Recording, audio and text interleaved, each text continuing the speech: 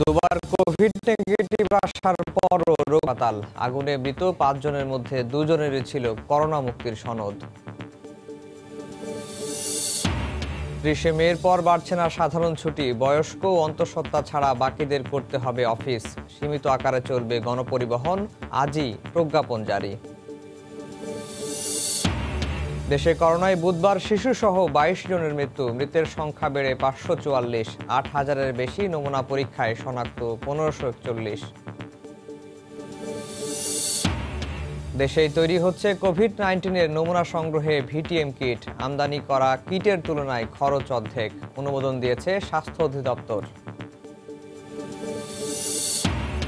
এবং একের পর এক ঝড়ের তাণ্ডবে মৌসুমি ফল চাষিদের মাথায় হাত। রাজশাহীর বাগানগুলোয় ঝরে গেছে ১৫ ভাগ আম, দিনাজপুরে লিচুর ব্যাপক ক্ষতি।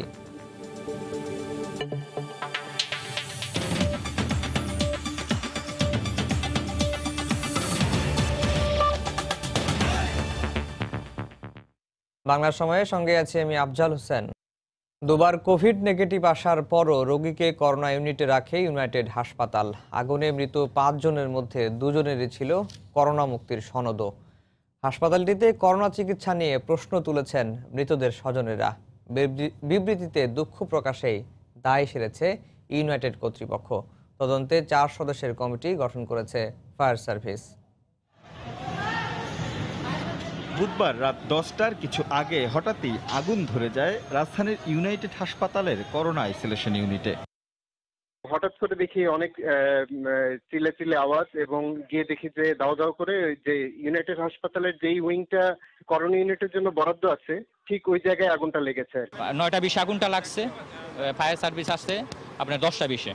খবর পেয়ে ঘটনাস্থলে পৌঁছায় ফায়ার সার্ভিস। ৩টি ইউনিটের ৪০ মিনিটের চেষ্টায় আগুন নিয়ন্ত্রণে আসে। পরে এক নারী ও ৪ পুরুষের মরদেহ উদ্ধার করে ফায়ার সার্ভিসের কর্মীরা। ঘটনাস্থল পরিদর্শন শেষে পুলিশ ও ফায়ার সার্ভিস জানায় আইসোলেশন ইউনিটটি তৈরিতে ব্যবহৃত উপাদান অতিরিক্ত দাহ্য হওয়ায় এই দুর্ঘটনা। খুব দ্রুত এখানে আগুন ছড়িয়ে পড়ে এবং এখানে যেসব উপাদান ছিল সবগুলোই দাহ্য পদার্থ ছিল। এখানে অনেক ধরনের স্যানিটাইজেশনের ব্যবস্থা ছিল। এই স্যানিটাইজেশন আমরা জানি যে স্যানিটাইজারগুলো সেগুলো খুব বেশি ফ্লেমেবল হয়ে থাকে। এটা আইসোলেশন ইউনিট করেছে, এটা বেসিক্যালি করেছে হলো আপনার বিভিন্ন ধরনের যে টেম্পোরারি ম্যাটেরিয়াল দিয়ে। সোফার আমরা ৫ জন পেয়েছি, ১ জন মহিলা এবং ৪ জন পুরুষ। এদিকে মৃতদের স্বজনরা জানান তাদের মধ্যে ৩ জন করোনা রোগী ছিলেন। ৩ জনের মধ্যে একজন ২ দফা নেগেটিভ রিপোর্ট দিলেও নানা অজুহাতে রাখা হয় তাকে আইসোলেশন ইউনিটে। বাকি ২ জনেরও কোভিড নেগেটিভ সার্টিফিকেট জমা দেওয়া হয়েছিল। এক মেয়ের আমি ফোন দিয়েছি, মেয়ে বলছে যে হ্যাঁ রিপোর্ট আসছে নেগেটিভ। ঠিক আছে, আমি যখন এই রিপোর্টটা এনে তাদেরকে দিলাম, বললো কি যে নেগেটিভ আসছে।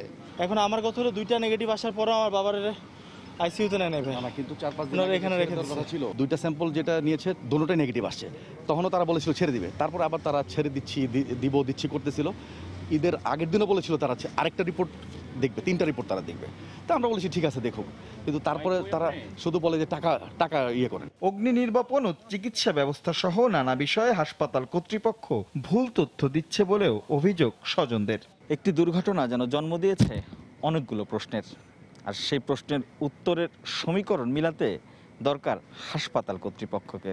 কিন্তু দুর্ঘটনার পর কয়েক ঘন্টা অতিবাহিত হলেও এখনও গণমাধ্যমের মুখোমুখি হননি ইউনাইটেড হাসপাতাল কর্তৃপক্ষ। এদিকে রাত ১:৩০ নাগাদ অগ্নিকাণ্ডে প্রাণহানির ঘটনায় দুঃখ প্রকাশ করে বিবৃতি দেয় হাসপাতাল কর্তৃপক্ষ। রাশেদ লিমন, সময় সংবাদ, ঢাকা।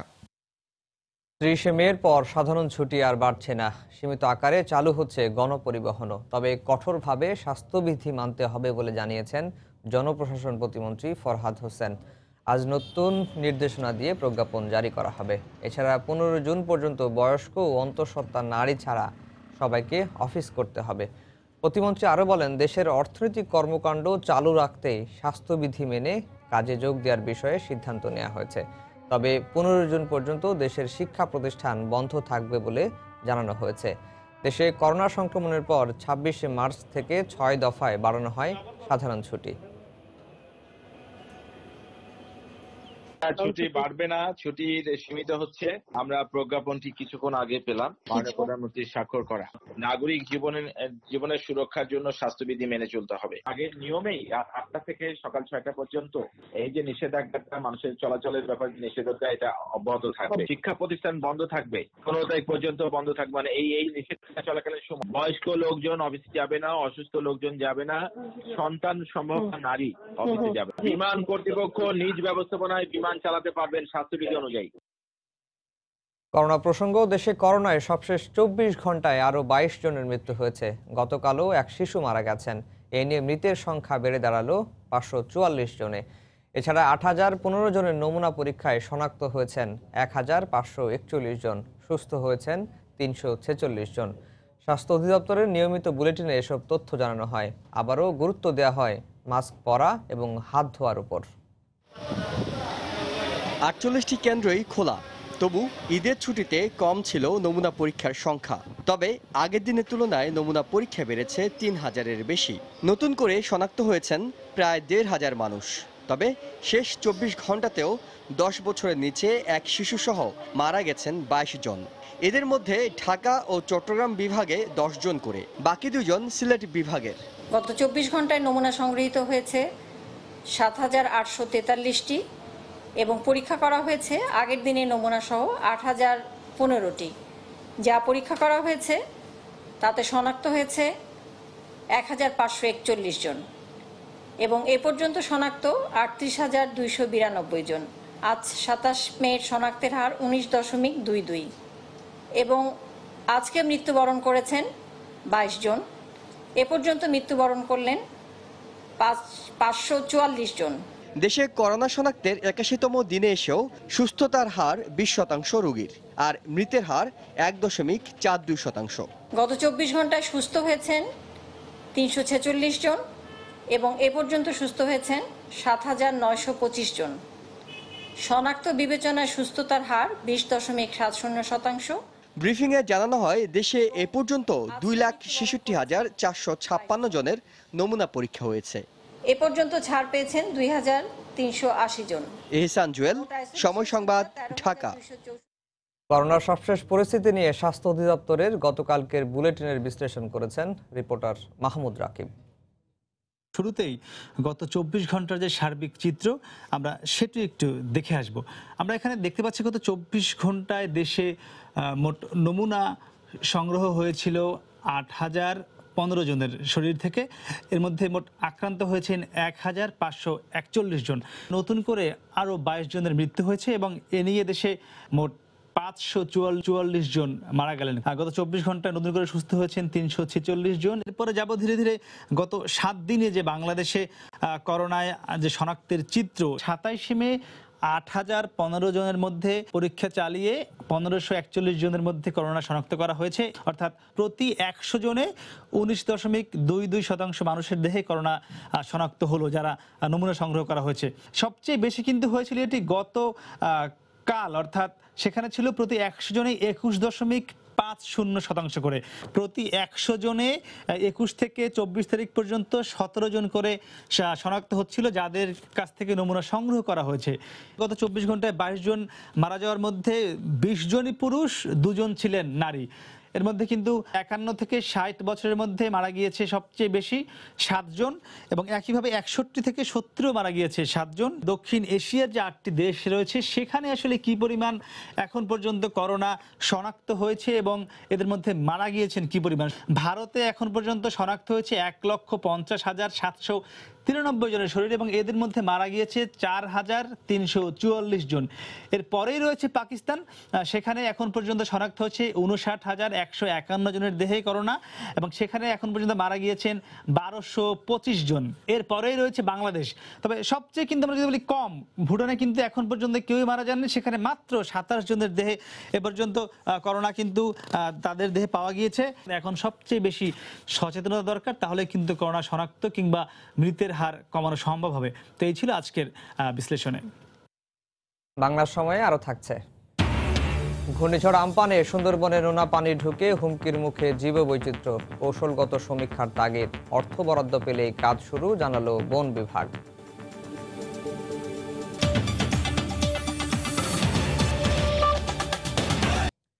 দেশেই তৈরি হচ্ছে কোভিড-19 নমুনা সংগ্রহে viral transport media VTM kit.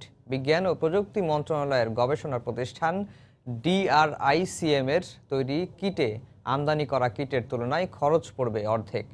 এই কিট দিয়ে সহজে নমুনা সংগ্রহ, পরিবহন আর দীর্ঘ সময় সংরক্ষণ করা যাবে। তুলনামূলক সাশ্রয়ী ভিটিএম কিট উৎপাদন অব্যাহত রাখতে বলেছে স্বাস্থ্য অধিদপ্তর।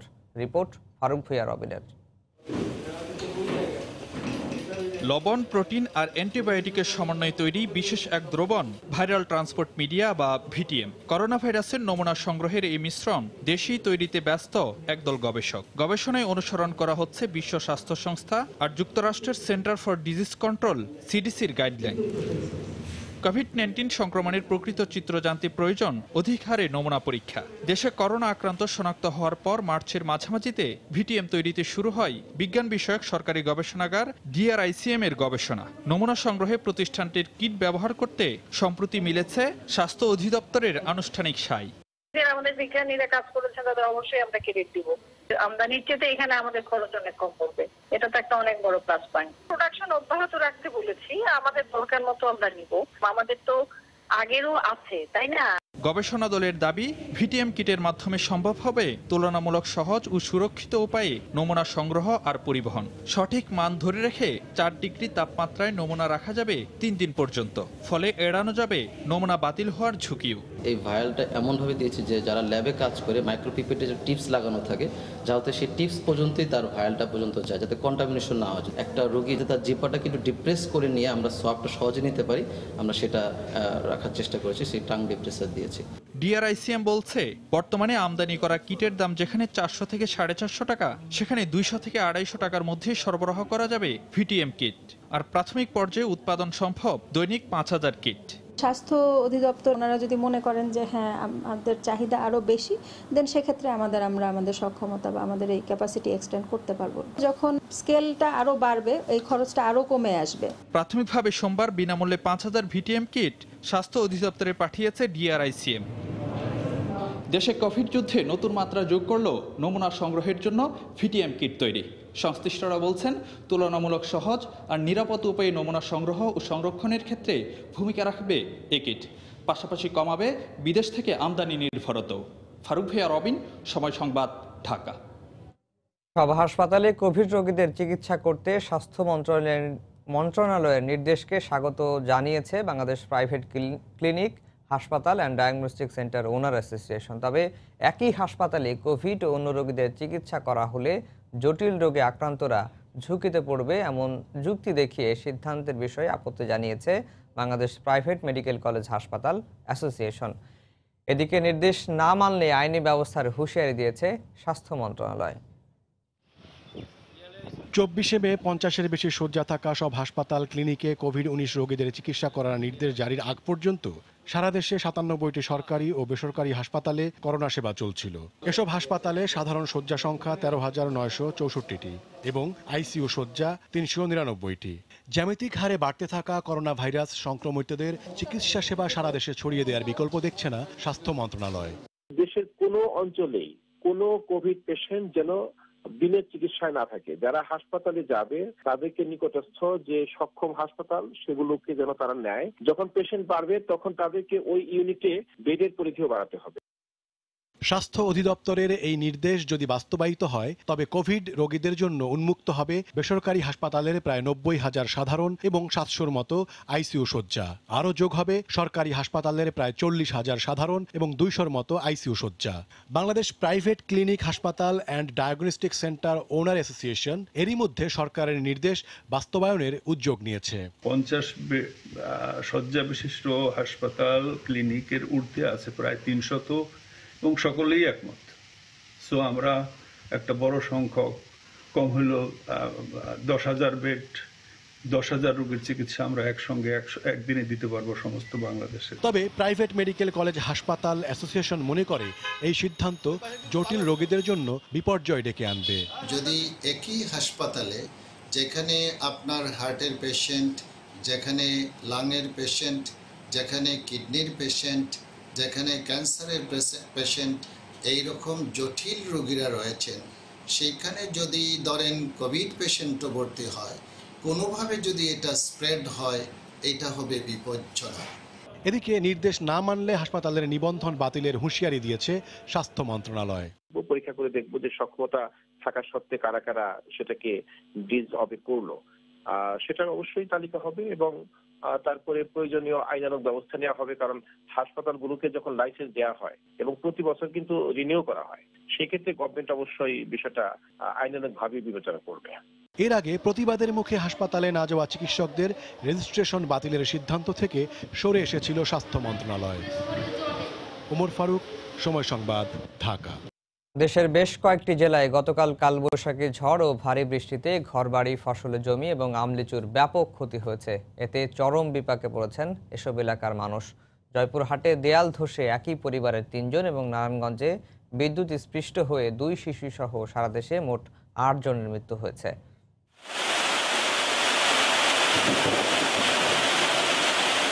উত্তর বঙ্গোপসাগরে বায়ুচাপের কারণে মঙ্গলবার গভীর রাতে উপকূলীয় এলাকাসহ দেশের বিভিন্ন স্থানে বয়ে যায় কালবৈশাখী ঝড়। বুধবার সকালে বৃষ্টির সঙ্গে ছিল ঝড়ো হাওয়া। মাঝারি ও ভারী বৃষ্টিতে বেড়েছে নদ নদীর পানিও। নওগাঁর মহাদেবপুর ও পোরশা উপজেলার উপর বয়ে যায় প্রচণ্ড ঝড়। এতে বিধ্বস্ত হয় বিপুল পরিমাণ কাঁচা ঘরসহ আধা পাকা ঘর। একই সময়ে ঝড়ে লণ্ডভণ্ড হয় মান্দা উপজেলার গণেশপুর এলাকা। অনেক বাড়ির টিনের চালা উড়ে গেছে, উপড়ে গেছে গাছপালা।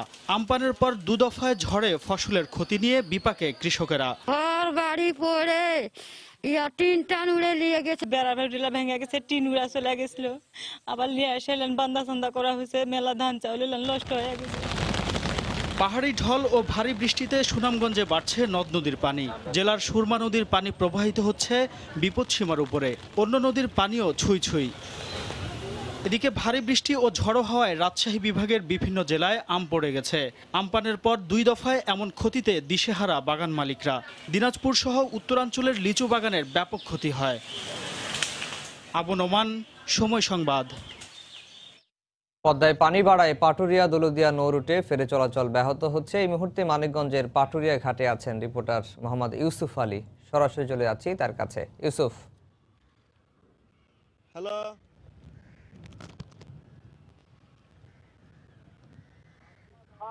চলে গিয়েছে, সেই ক্ষেত্রে কিন্তু আসলে প্রত্যেকটা ঘাটের 3টি করে স্তর থাকে। অর্থাৎ প্রথম যখন পানি থাকে, প্রথম স্তর, মাঝারি স্তর এবং উঁচু স্তর।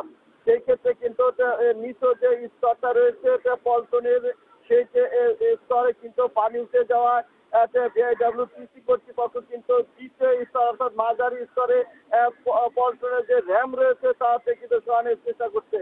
এতে কিন্তু একদম চরম ব্যাহত হচ্ছে পাটুরিয়া দৌলতদিয়া নৌতে আসলে ফেরি চলাচল। অন্যদিকে কিন্তু ঠিক 6:30টার পর থেকে পাটুরিয়া দৌলতদিয়া নৌরুটে কর্মমুখী মানুষের যে চাপ, সেটা কিন্তু উপচে পড়া চাপ রয়েছে। এই যে পাটুরিয়া ঘাট এলাকায় তারা কিন্তু তাদের চোখে মুখে কিন্তু আনন্দের ছোঁয়া দেখেছে।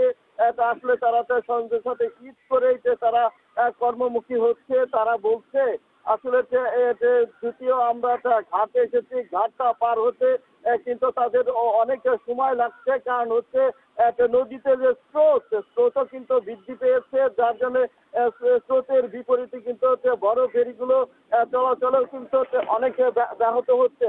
সবকিছু মিলিয়ে পাটুরিয়া ঘাটে কিন্তু যে একটা অব্যবস্থা, যে পানি বৃদ্ধির কারণে যে একটা চরম যে অবস্থা, তা কিন্তু ঘাট এলাকাতে রয়েছে। এই ছিল আফজাল আমার কাছে পাটুরিয়া ঘাট থেকে সর্বশেষ অবস্থা। পদ্মায় পানি বাড়ায় পাটুরিয়া দৌলতদিয়া নৌ রুটে ফেরি চলাচল ব্যাহত হচ্ছে। সে খবর জানাতে পাটুরিয়া ঘাট থেকে আমাদের সঙ্গে যুক্ত হয়েছিলেন ইউসুফ আলী। একের পর এক ঝড়ের তাণ্ডবে বৃহত্তর রাজশাহী অঞ্চলের আম বাগানগুলো থেকে অনেক আম ঝরে পড়ায় চিন্তিত বাগান মালিকরা। ঘূর্ণিঝড় আম্পান ও বুধবারের কালবৈশাখী ঝড়ে প্রায় 5 থেকে 15 ভাগ আম নষ্ট হয়েছে বলে জানান ফল গবেষণার সাথে জড়িত কর্মকর্তারা। কৃষি বিভাগের দায়িত্বশীল কর্মকর্তারা বলছেন, এখনও যে পরিমাণ আম বাগানগুলোতে আছে তা সঠিকভাবে পরিচর্যা করে বাজারজাত করতে পারলে ভালো দাম পাবেন বাগান মালিকরা। হাবিবুর রহমান পাপ্পর তোলা ছবিতে বিস্তারিত সাইফুর রহমান রকির রিপোর্ট। বৃহত্তর রাজশাহী অঞ্চলের বাগানগুলোতে এবার আমের মুকুল কিছুটা কম এসেছিল, সেই অনুযায়ী আমের উৎপাদনও কম হয়েছে। তার উপর ঘূর্ণিঝড় আম্পানের আঘাতে বহু গাছ উপড়ে পড়ে, ভেঙেছে ডালপালা। সবশেষ গতরাতের কালবৈশাখী ঝড়ে বেশ কিছু আম পড়ে গেছে। এমনিতেই করোনা ভাইরাসের কারণে আম বাজারজাত করা নিয়ে দুশ্চিন্তায় আছেন বাগান মালিকরা। তার উপর একের পর এক ঝড়ে ক্ষতিগ্রস্ত বাগান মালিকরা। 15% আম ঝরে পড়েছে। আর গতকাল ওইভাবে ঝড় বলা যায় না, বাতাসে ঘরে দুটা মিলে যদি আমরা বলি ওই মোটামুটি 15%-এর মধ্যেই থাকে। এমন পরিস্থিতিতে ক্ষতিগ্রস্ত বাগান মালিকদের সরকারি প্রণোদনার আওতায় আনার দাবি জানান এই ব্যবসায়ী নেতা। যদি রাজশাহীতে 800 থেকে 900 কোটি টাকার আমের একটা যে বাজার ছিল, তার ভিতরে বলা চলে যে আমাদের 200-250 কোটি টাকার একটা বড় ধরনের লস হয়েছে। কৃষি কর্মকর্তারা বলছেন, এখনও বাগানগুলোতে যে পরিমাণ আম আছে তা সঠিকভাবে পরিচর্যা ও বাজারজাত করতে পারলে ভালো দাম পাবে বাগান মালিকরা। আম বাজারজাত করতে যাতে কোনো অসুবিধা না সৃষ্টি না হয় সেই ব্যবস্থা করা হয়। সুতরাং আমের সরবরাহটা হয়তো কম থাকবে, সেই ক্ষেত্রে আমরা আশা করতেছি বেশি দাম পাবো। কৃষি বিভাগের দেয়া তথ্য অনুযায়ী রাজশাহী, চাঁপাইনবাবগঞ্জ, নাটোর ও নওগাঁয় যে পরিমাণ আম ঝরে পড়ে গেছে তার আনুমানিক বাজার মূল্য প্রায় 300 কোটি টাকা। সাইফুর রহমান রকি, সময় সংবাদ, রাজশাহী।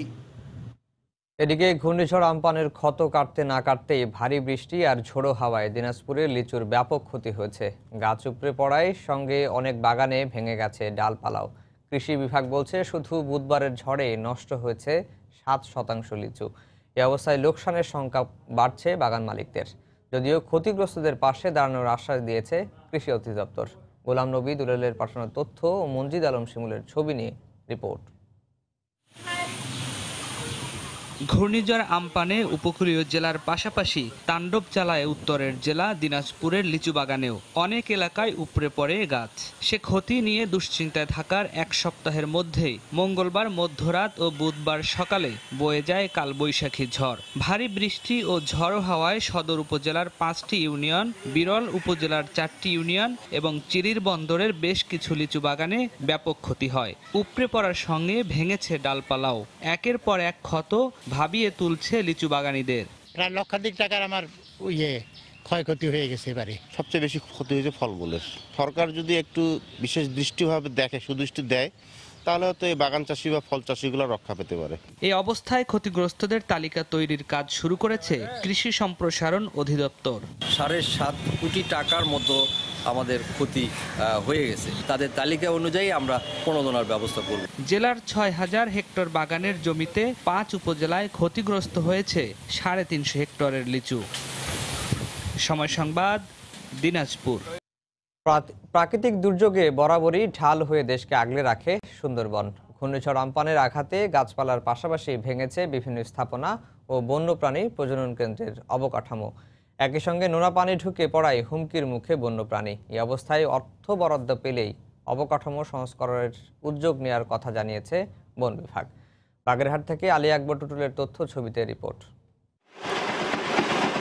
ঘূর্ণিঝড় আম্পান সুন্দরবনের উপর দাপট দেখিয়ে বিদায় নিয়েছে ঠিকই, তবে রেখে গেছে ক্ষতচিহ্ন আর হুমকিতে ফেলেছে বন্যপ্রাণীদের। ক্ষতির তালিকায় যুক্ত হয়েছে সুন্দরবন পূর্ব বিভাগের গাছপালা, 17টি জেটি, 16টি অফিস ও ওয়াচ টাওয়ার সহ নানা স্থাপনা। পুকুরগুলোতে লবণাক্ত পানি ঢুকে পড়ায় মিঠা পানির সংকটে সবচেয়ে বেশি হুমকির মুখে বন্যপ্রাণীরা। বন বিভাগের প্রাথমিক তদন্ত অনুযায়ী ক্ষতির পরিমাণ টাকার অঙ্কে 2.5 কোটির বেশি। বনাঞ্চলের যে ক্ষতি হয়েছে সেটা ধরেন 17 লক্ষ টাকার মতো, আর অন্যান্য যেটা ক্ষতি হয়েছে সেটা হচ্ছে আমাদের বন বিভাগের বিভিন্ন স্থাপনা আছে, পুকুরগুলো নষ্ট হয়েছে, এগুলো সব মিলাই হচ্ছে 2 কোটি 8 লক্ষ টাকা মতো। এছাড়া প্রাকৃতিক ভারসাম্য রক্ষাকারী কুমির, বানর, হরিণ সহ বিভিন্ন বন্যপ্রাণীর একমাত্র প্রজনন কেন্দ্রেরও ব্যাপক ক্ষতি হয়েছে। এ অবস্থায় সুন্দরবন রক্ষায় জাতিসংঘের সুপারিশ মেনে কৌশলগত সমীক্ষার দাবি সেভ দ্য সুন্দরবন ফাউন্ডেশনের। এখানে বাটাগুড়, বাসকা, কুমির প্রজনন কেন্দ্র, হরিণ প্রজনন কেন্দ্র এবং বানর, এছাড়াও আরও অনেক বন্যপ্রাণী থাকে। তারপরে আমার এই 4টি বন্যপ্রাণীকে এখানে প্রজননের কাজ করা হয়। এখানে অনেক শেড থাকে। সম্প্রতি এই আম্পান যে ঝড়, এই ঝড়ে আমাদের এখানে কয়েকটা শেড উড়ে গেছে। বনের ভিতর পর্যাপ্ত পরিমাণে মিঠা পানির পুকুর নির্মাণ করতে হবে, যাতে বন্যপ্রাণীদের কোনো পানীয় সংকট না হয়। সুন্দরবন সুরক্ষার জন্য অতি দ্রুত আমরা সরকারকে অনুরোধ করব এই কৌশলগত সমীক্ষাটা করার জন্য, যার মধ্য দিয়ে আমরা সুন্দরবনের সুরক্ষা নিশ্চিত করতে পারব। অর্থ বরাদ্দ পেলেই দ্রুত ক্ষতিগ্রস্ত স্থাপনা মেরামত ও মিঠা পানি নিশ্চিতে কাজ শুরুর আশ্বাস দিলেন সুন্দরবন পূর্ব বিভাগের এই কর্মকর্তা।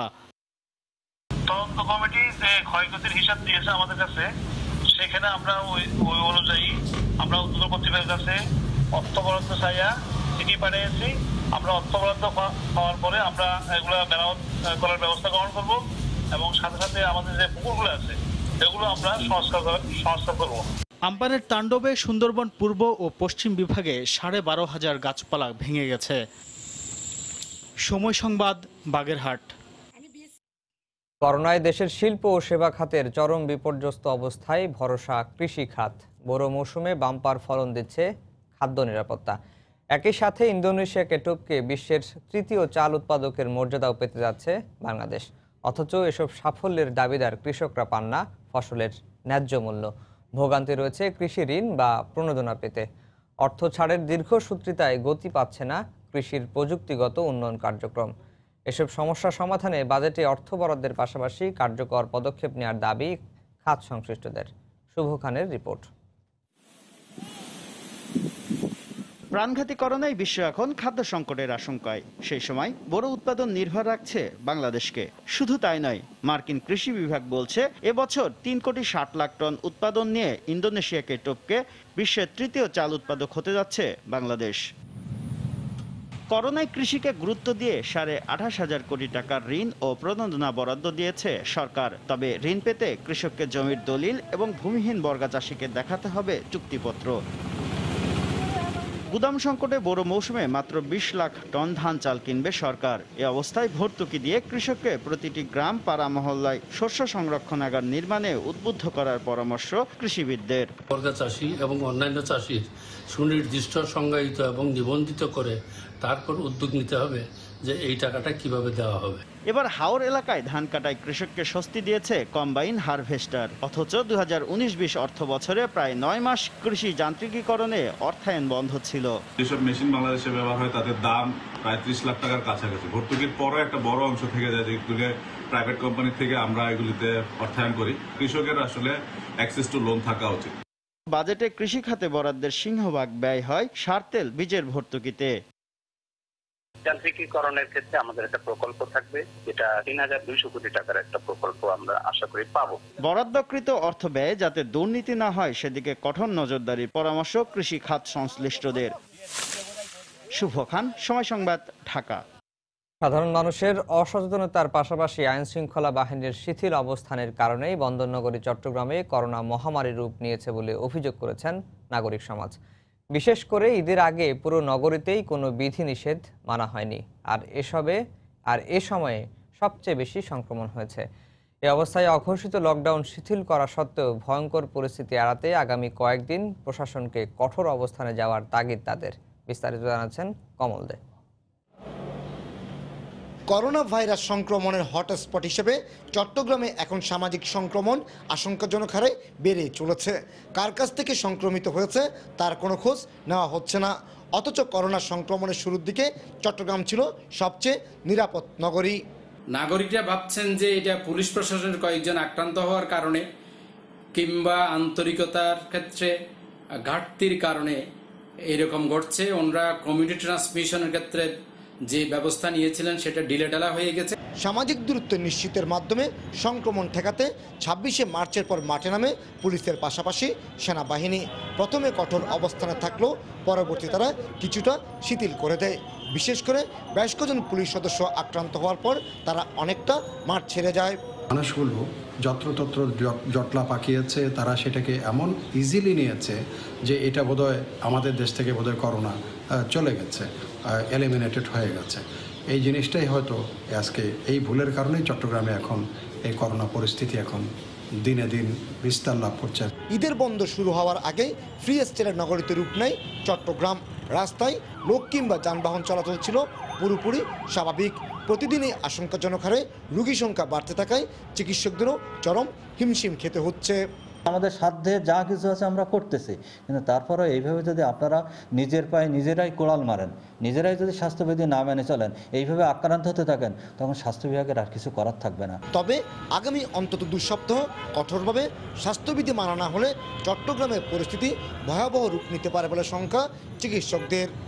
নিয়মকানুনগুলি মানতে হবে, তা না হলে আমাদেরকে অনেক বেশি করোনা আক্রান্তের ক্ষতি আমাদের অনেক বেশি হবে। চট্টগ্রামে এখন পর্যন্ত 2100 করোনা রোগী শনাক্ত হয়েছে, এর মধ্যে মারা গেছেন 60 জন। কমল দে, সময় সংবাদ, চট্টগ্রাম। খরচ হয় না স্বাস্থ্য খাতে বরাদ্দের পুরো টাকা। করোনায় এ খাতের নানা সংকট প্রকাশ হয়ে যাওয়ায় জানান দিচ্ছে, শুধু বরাদ্দ বাড়লেই হবে না, বাড়াতে হবে অর্থ খরচের সক্ষমতা। বিশ্লেষকরা বলছেন, স্বাস্থ্য খাতের এই বেহাল দশা উত্তরণে দরকার আমূল সংস্কার। এ খাতের প্রকল্প দেখভালের জন্য আসছে বাজেটে সুনির্দিষ্ট নির্দেশনারও দাবি তাদের। সাজিদ রাজুর রিপোর্ট। করোনা ভাইরাস মহামারী চোখে আঙুল দিয়ে দেখিয়েছে স্বাস্থ্য খাতের দুরবস্থা। কোথাও ডাক্তার আছে তো নার্সের স্বল্পতা, কোথাও যন্ত্র আছে তো নেই চালানোর লোক। আইসিইউ ও অক্সিজেন সরবরাহের সীমাবদ্ধতার সঙ্গে যোগ হয়েছে প্রযুক্তিগত দুর্বলতা। অথচ এমন নেই অবস্থার মধ্যেও অভাব নেই অর্থের, বরং কোথায় অর্থ খরচ করতে হবে সে দূরদৃষ্টি ও সক্ষমতা নেই সংশ্লিষ্ট বিভাগগুলোর। এর প্রমাণ পরিকল্পনা মন্ত্রণালয়ের প্রকল্প বিশ্লেষণ, বাস্তবায়ন, পরিবীক্ষণ ও মূল্যায়ন বিভাগ আইএমএডির তথ্য বলছে, গেল 3 অর্থ বছরে প্রায় 3,500 কোটি টাকার প্রকল্প নির্দিষ্ট সময়ে বাস্তবায়ন করতে পারেনি স্বাস্থ্য খাত। এজন্য দক্ষ জনশক্তির অভাবকে দায়ী করছেন স্বাস্থ্য অর্থনীতি বিশ্লেষক। যারা বাজেট তৈরির সাথে জড়িত, আমাদের বিভিন্ন পর্যায়ের ম্যানেজার যারা আছে হেলথ সেক্টরে, তাদের বাজেট সম্পর্কে কোন জায়গায় কতটুকু বাজেট লাগবে এই সম্পর্কে ভালো ধারণা বা পরিষ্কার ধারণা না থাকার কারণে দেখা যাচ্ছে যে স্বাস্থ্য মন্ত্রণালয় যৌক্তিক বাজেটটা অর্থ মন্ত্রণালয়কে প্লেস করতে পারে না। প্রতিবেশী সবগুলো দেশের তুলনায় বাংলাদেশ স্বাস্থ্য খাতে খরচ করে সবচেয়ে কম। অর্থনীতি বিশ্লেষকরা বলছেন, স্বাস্থ্য খাতকে ঢেলে সাজাতে প্রয়োজন 2012 সালে প্রণয়ন করা স্বাস্থ্য অর্থায়ন কৌশলপত্র বাস্তবায়ন, যেখানে বলা হয়েছে 2021 সালের মধ্যে মোট জাতীয় বাজেটের 12 ভাগ বরাদ্দ থাকতে হবে স্বাস্থ্য খাতে। শুধু বাজেটের বরাদ্দ নয়, স্বাস্থ্য ক্ষেত্রে আমাদের যে সক্ষমতা, অর্থাৎ স্বাস্থ্য মন্ত্রণালয়, অধিদপ্তর, এগুলোতে পুরোপুরি এক ধরনের যেটাকে বলা হয় পুনর্কাঠামোগত পুনর্বিন্যাসও দরকার। সক্ষমতাটা আমরা আসলে কিভাবে বাড়াবো সেটির ক্ষেত্রে নীতি নির্দেশনা এবং বাজেটারি বরাদ্দের ক্ষেত্রে সেই ব্যাপারটি সবচেয়ে গুরুত্বের সাথে বিবেচনা করা দরকার। তারা বলছেন, করোনা সংকটের পর অর্থনৈতিক প্রবৃদ্ধি, আন্তর্জাতিক বাণিজ্য, পর্যটন ও রেমিটেন্সের সুযোগগুলো দ্রুত কার্যকর করার মতো বিষয়গুলো অনেকটাই নির্ভর করবে স্বাস্থ্য খাতের উন্নতির উপর। সাজিদ রাজু, সময় সংবাদ, ঢাকা। সাভার পৌর এলাকা ও আশুলিয়ায় মশার উপদ্রবে নাকাল সাধারণ মানুষ। একে তো করোনা আতঙ্ক, তার উপর মশার জ্বালায় ঘরে থাকায় দায় হয়ে দাঁড়িয়েছে। জনপ্রতিনিধিরা বলছেন, সরকারি নির্দেশনা মেনে নিয়মিত মশক নিধক কীটনাশক ছিটাচ্ছেন তারা। তবে বাসিন্দাদের সচেতন থেকে বাসা বাড়িতে জমে থাকা পানি নিষ্কাশনের আহ্বান জানিয়েছেন উপজেলা স্বাস্থ্য কর্মকর্তা। সাভার থেকে মুজাফফর হোসেন জয়ের তথ্য ও মনির হোসেনের ছবি নিয়ে রিপোর্ট। সাভার পৌর এলাকা ও আশুলিয়া শিল্পাঞ্চল ঘনবসতিপূর্ণ এলাকা। অপরিকল্পিত নগরায়নের ফলে এই অঞ্চলে ঝুঁকিপূর্ণ ড্রেনেজ ব্যবস্থা, খাল ও নালায় জমে থাকা পানি নিষ্কাশিত হতে না পেরে এভাবেই মশামাছি কিলবিল করছে। সরকারি নির্দেশনা মেনে প্রতিদিনই বিভিন্ন এলাকায় মশা নিধক ওষুধ ছিটাচ্ছেন পরিচ্ছন্ন কর্মীরা, আর নিজেরাও মশক নিধন স্প্রে ও কয়েল ব্যবহার করে সুফল পাচ্ছেন না বলে অভিযোগ এলাকাবাসীর। আর করোনা আতঙ্কে ঘরে থাকার বাধ্যবাধকতা থাকলেও মশার উপদ্রবে বাসায় টেকাই দায় হয়ে দাঁড়িয়েছে বলে জানান বাসিন্দারা। আমরা করোনা পরিস্থিতি মোকাবেলা করতে পারতেছি না, তার মধ্যে যদি ডেঙ্গু আক্রমণ করে তখন আমাদের কি হইব? মশার কথা কি কমু ভাই, ঘরের ভিতরে এত মশা, ঘরে থাকা যাইতেছে না। এমন অবস্থায় জনপ্রতিনিধিরা বলছেন, স্বল্প সংখ্যক পরিচ্ছন্ন কর্মী ও ফগার মেশিনের সাহায্যে তারা প্রতিনিয়ত মশা মাছি নিধনে কাজ করে যাচ্ছেন। উপজেলা পরিষদের পক্ষ থেকে জনবল দিয়ে এডিস মশা ধ্বংসের জন্য কাজ করে যাচ্ছি। উপজেলা স্বাস্থ্য ও পরিবার পরিকল্পনা কর্মকর্তা জানান, এখন পর্যন্ত সাভারে কেউ ডেঙ্গু রোগে আক্রান্ত না হলেও সাধারণ মানুষকে সচেতন থেকে বাসাবাড়িতে বিভিন্ন স্থানে জমে থাকা পানি নিষ্কাশনের আহ্বান জানান তিনি। যার যার বাড়ি, যার যার আঙ্গিনা তিনি নিজ দায়িত্বে যেন পরিষ্কার রাখেন, তাহলে আমরা ডেঙ্গুর মশার আক্রমণ থেকে রক্ষা পেতে পারব। সাভার উপজেলার একটি পৌরসভা ও 12টি ইউনিয়নে 25 লাখের বেশি মানুষের বসবাস। সময় সংবাদ, সাভার। বাংলা সময়ের শীর্ষ সংবাদ জানিয়ে দিচ্ছি আরেকবার। দুবার কোভিড নেগেটিভ আসার পরও রোগীকে করোনা ইউনিটে রাখে ইউনাইটেড হাসপাতাল। আগুনে মৃত 5 জনের মধ্যে 2 জনের ছিল করোনা মুক্তির সনদ। 30শে মের পর বাড়ছে না সাধারণ ছুটি। বয়স্ক ও অন্তঃসত্ত্বা ছাড়া বাকিদের করতে হবে অফিস। সীমিত আকারে চলবে গণপরিবহন। আজই প্রজ্ঞাপন জারি। দেশে করোনায় বুধবারও শিশুসহ 22 জনের মৃত্যু। মৃতের সংখ্যা বেড়ে 544। 8,000-এর বেশি নমুনা পরীক্ষায় শনাক্ত 1541। দেশেই তৈরি হচ্ছে কোভিড-19-এর নমুনা সংগ্রহে ভিটিএম কিট। আমদানি করা কিটের তুলনায় খরচ অর্ধেক। অনুমোদন দিয়েছে স্বাস্থ্য অধিদপ্তর। এবং একের পর এক ঝড়ের তাণ্ডবে মৌসুমী ফল চাষিদের মাথায় হাত। রাজশাহীর বাগানগুলোই ঝরে গেছে 15 ভাগ আম। দিনাজপুরে লিচুর ব্যাপক ক্ষতি। এই ছিল বাংলার সময়ে। যে কোনো খবর পেতে ভিজিট করুন সময়নিউজ.tv। আপনার মোবাইলে সময় সংবাদ দেখতে ও সকল খবর পেতে ডাউনলোড করুন সময় অ্যাপ। সঙ্গে থাকুন সময়ের।